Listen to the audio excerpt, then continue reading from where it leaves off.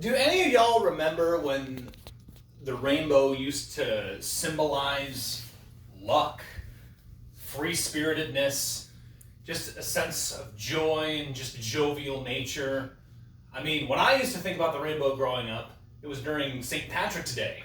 You know, all the great Irish festivals, sausage, beer, wearing green t-shirts, going out partying, listening to music, country, folk, jazz. I didn't care. It just got me out of the house, and it got people excited. Yeah.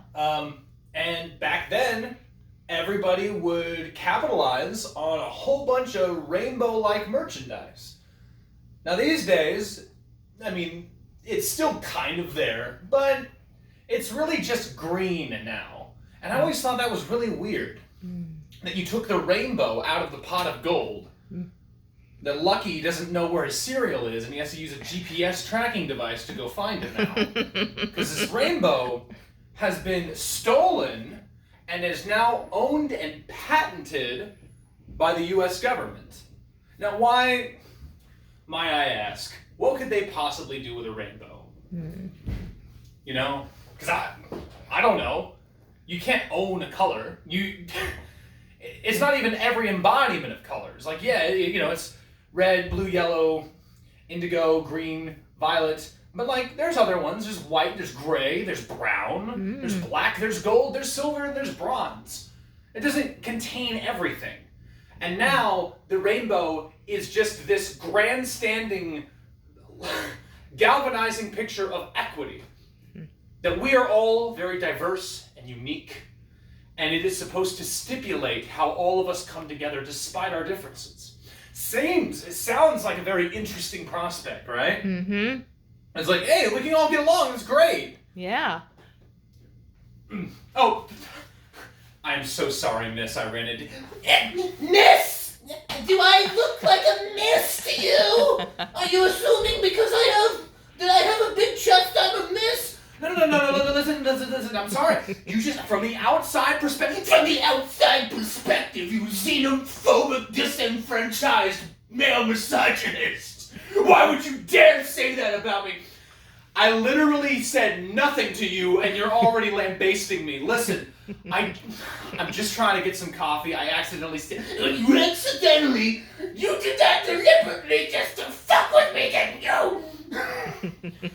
So that right there, was the first person I walked into trying to get an order at Starbucks on June the 2nd. Now I wondered to myself, what's going on here? I'm seeing the rainbow plastered everywhere again. I almost thought it was St. Patty's Day again.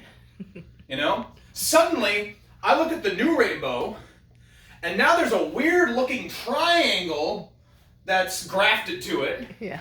With some other, like, poop brown colors kind of out on the outer rim. Like, have I been sleeping under a rock for the last 10 years? Do you remember the rainbow flag looking like that? No.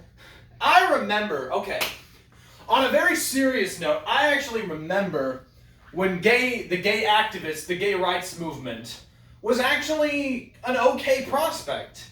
I believe that everybody deserves to have love with somebody else. And it doesn't really matter what gender they are. I believe the more love you spread around, the happier that we are.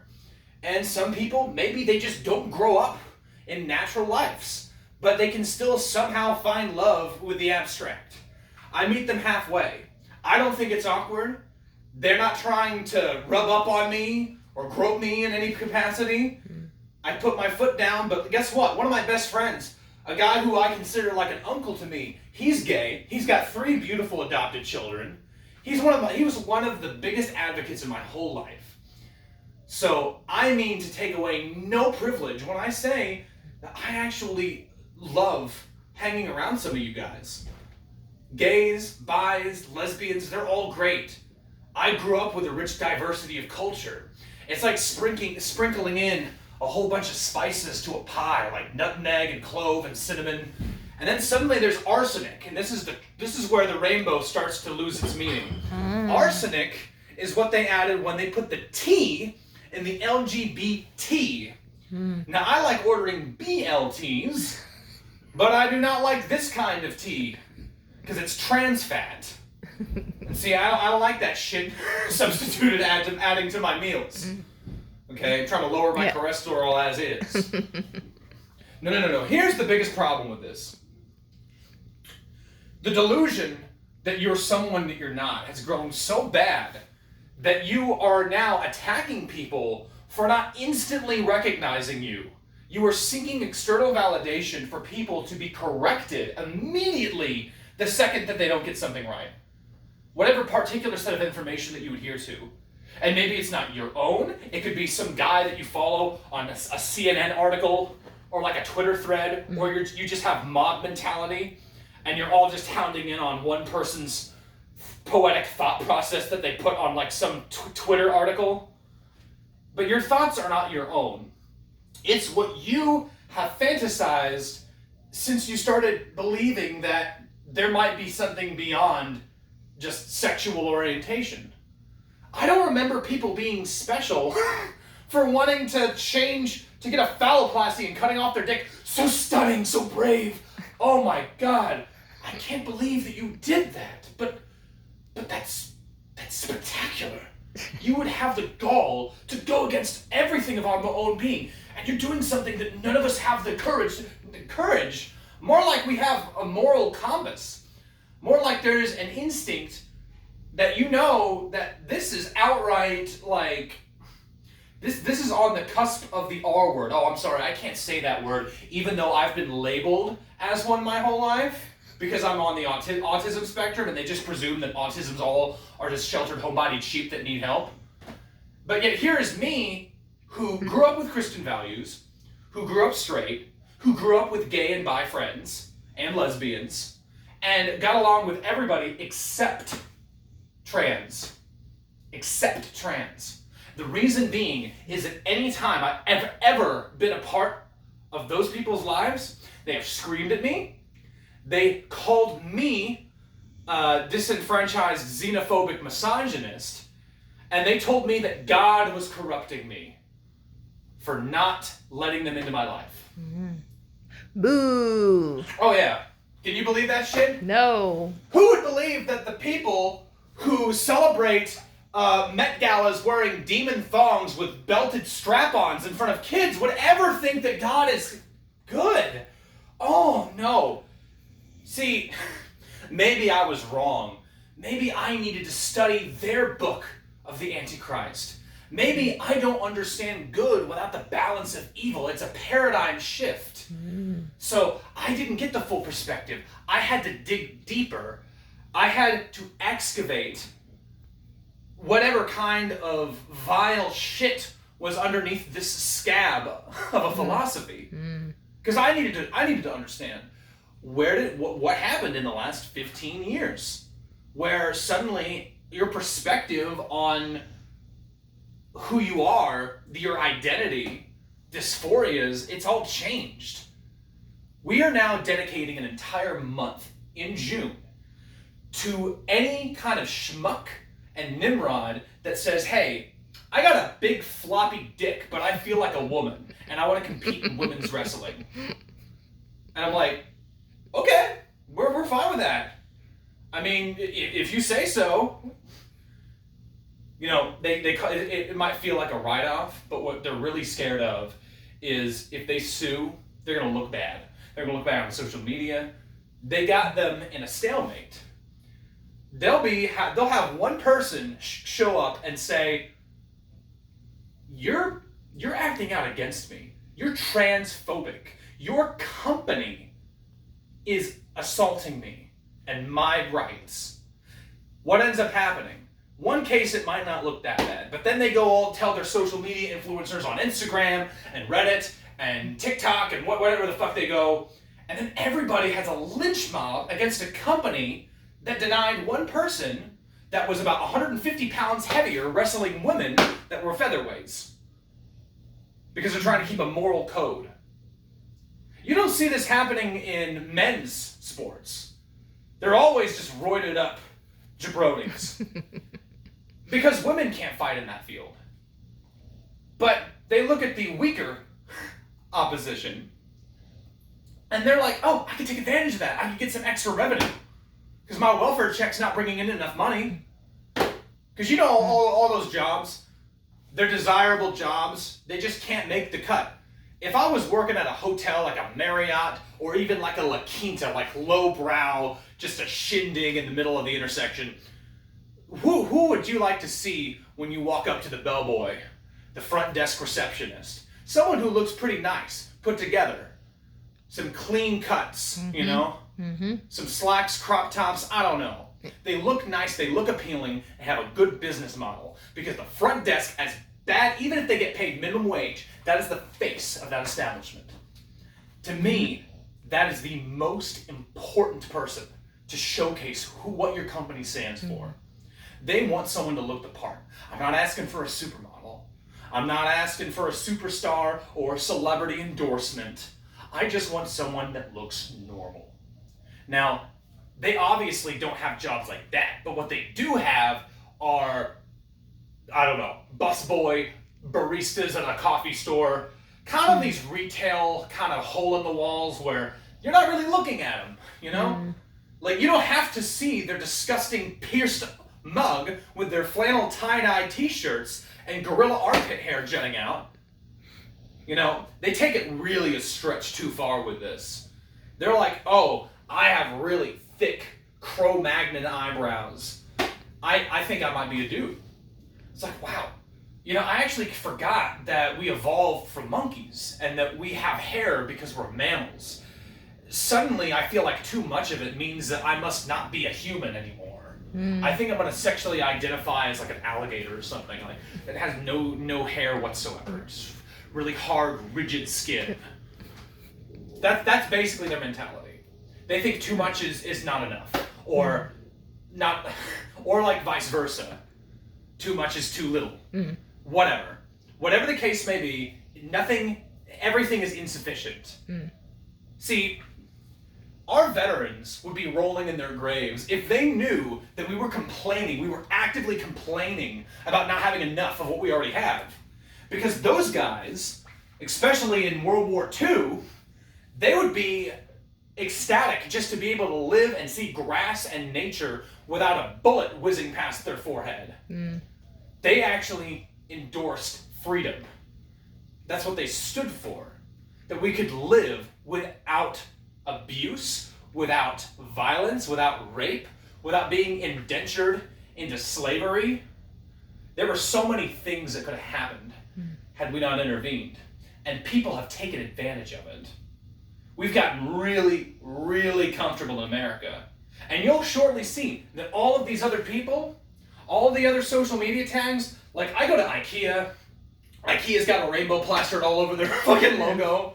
You know, like chroma keyed out the letters, and instead of it being like the yellow font, it's just all like a rainbow splash down the diagonal center.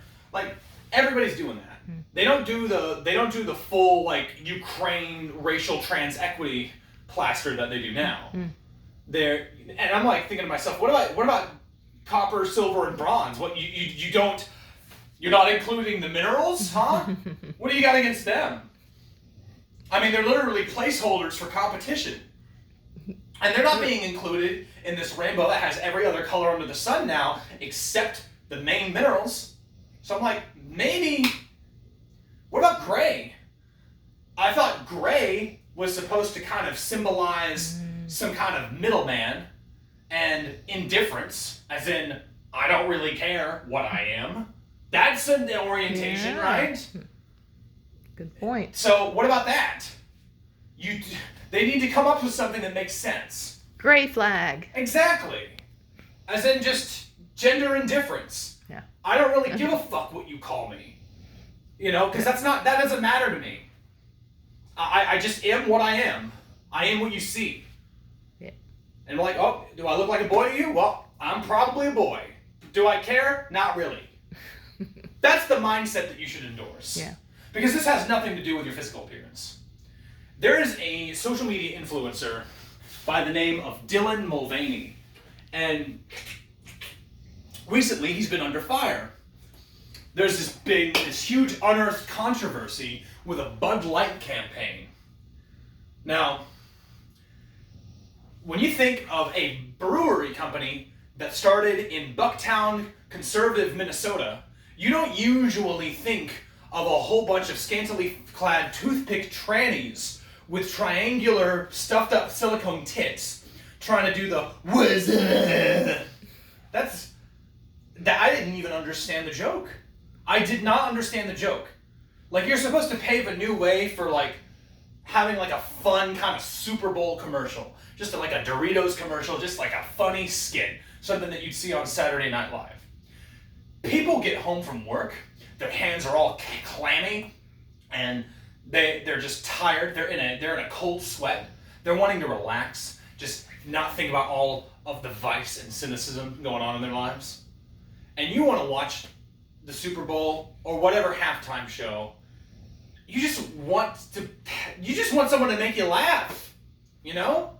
When we watch these commercials, we don't want to be reminded of the world that we live in. It is a realm of fiction, but you have to apply a little bit of fantasy. Maybe just how would I put it?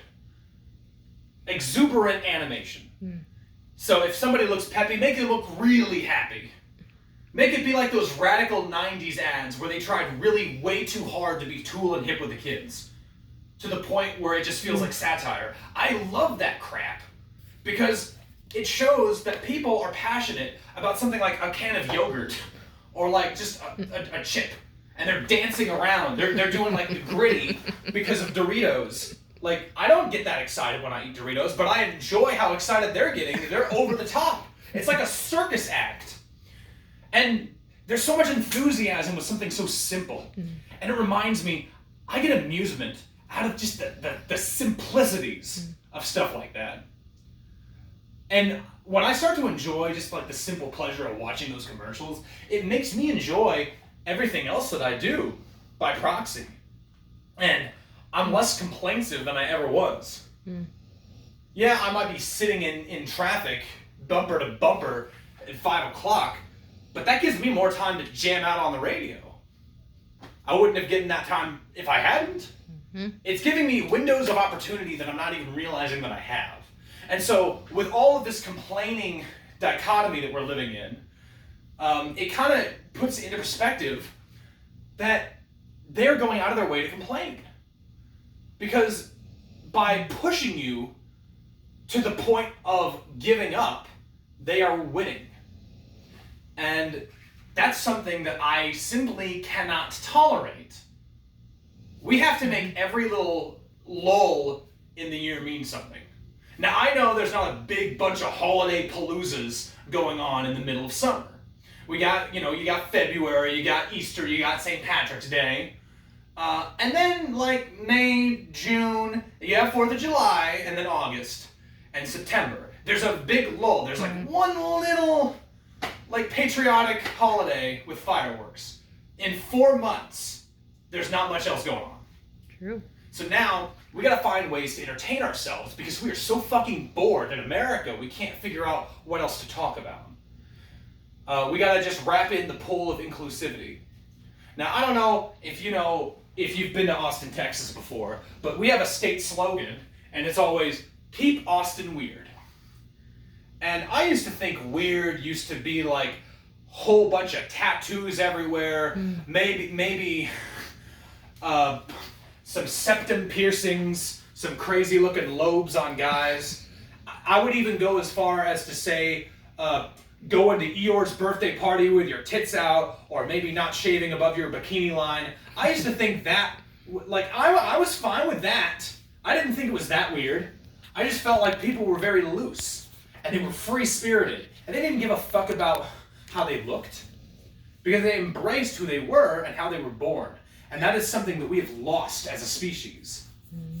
That is now kind of taboo, and, we're gonna make you feel bad about it in Hollywood or on the internet, to where you gotta look like a huge group of a social class.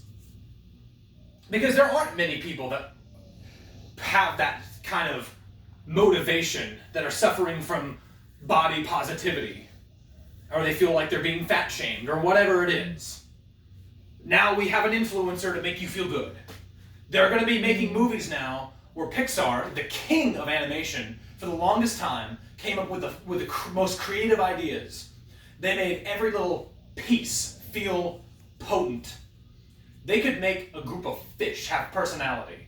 They could make little toys feel like empowering, compelling people that strove for aspirations like they were really your friends.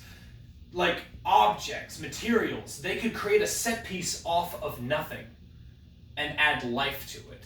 They felt like literal gods of their realm. But now, they're not making that same commitment. We're just pouring out the same kind of convoluted slop, assembly line, tofu, plastered, packaged shit that we've already seen for the last 20 years probably. They're just sequels. They're remakes of sequels of sequels. There aren't any new ideas. There haven't really been any new ideas since like 2010, if I have to be brutally honest. Everything has been a sequel since then. There've been new Fast and Furious movie, another Jurassic World. We gotta keep continuing the Harry Potter. Let's make another Star Wars movie. Let's go back and make a Lord of the Rings Amazon Prime series. Little Mermaid. Let's make another prequel to Game of Thrones. How about we remake all of the classic Renaissance eras from the late 80s to the late 90s, back when we gave a shit and we cel-shaded? Because when they cel-shaded animation, they had to take more time. They had to fine-tune it. They had to make sure every piece flowed seamlessly. But now you can mocap all that. Now you can just use like frame rating and chroma key all of the stuff with CGI. With just a little bit of tinkering and a stage, they could do all of that work and triple it in the amount of time that it would have taken to hand draw all that stuff. Why? Because it's a Ponzi scheme. They create multiple revenue streams that are done kind of haphazardly slapped together so that each of them has their audience. Oh, you like cowboy movies? How about you check out one of these movies? Oh, we got something for your dinosaur needs over here. Do you like magic? How about you try out that? Like, any interest you could think of, they have an answer for. That's why they buy up all the studios. And they create characters that have been reimagined so that you can relate to them now. When I go walking out in Austin, I'm mostly seeing a lot of Hispanics from living down south. Now, to me, Hispanics are only seen every once in a while because what they really want to focus on are the Asians, the blacks, a lot of foreign nations that really did not have a big sociable impact with American culture until all of these scandals started coming about in the last 15 years about feeling misrepresented. Because some crack weasel got super offended that South Park would make fun of Native Americans and casinos, even though that is legitimately what they do. A lot of these shows are satire, but they hit close to home. They're not afraid to make fun of you because they make fun of everybody. And whites are not skewed from the cutting board. These are the kind of girls that drink $45 mimosas and pay $80 of parking every day in Austin, Texas, and live in a rich Soros-funded gentrified apartment studio. They don't have a care in the world about what they're spending because they're living off of their royalty checks. And so when you've lost a sense of working for what you earn, then everything just feels like it's given to you. For me, going out to even one venue, I went out to a jazz club of this Swedish lady with my parents recently. And you know how much the fare was? $300 for all three of us. For the food, for the $15 cocktails, $45 for parking. It makes you wonder why everybody that was in that club was an older gentleman or some girl with, what is that? Nordstrom dress. Yeah. Big ass gold earrings. Everybody was posh. I stood out like I was some street urchin. Even the guy, I mean, there were some guys with like Harley Davidson t-shirts and like rimless caps, sure. But like they were just disguising their richness. People over there are tourists. They're going to Austin like it's Vegas. Because everybody out Vegas to California, and now it's become too rich for them. Their mortgage rates skyrocketed, and now they gotta make ends meet. They gotta still feel like they're worth something. So let's go take a very quiet suburban city from like that was really pretty good for what it was and fairly quiet up until the mid-2000s. And let's California the living shit out of it. Make this our new grandstand. You're at 25 minutes. But I just wanted to let you know that all this stuff stemmed from me looking at a rainbow on the sidewalk. Pink, aquamarine, and white accompanied the red and orange and yellow. And I'm thinking to myself, the rainbow meant everybody. But like, it's almost an oxymoronic to say that something that is meant to include everybody is not including enough. Exactly. Blech. What? What do you mean? What do you mean? It's including everybody! You didn't have to add pink. It's a whitewashed version of red. Aquamarine. It's just a whitewashed version of blue. White is just a fucking void. It is a blank canvas. It actually goes against the rainbow. That's like adding pure black to the rainbow. It wouldn't make any sense. There's no ostensible purpose to add black to a rainbow when it's supposed to be about vibrant colors. Yep. So yeah, Yeah. just put that into perspective next time you look at a rainbow across the street. Yes.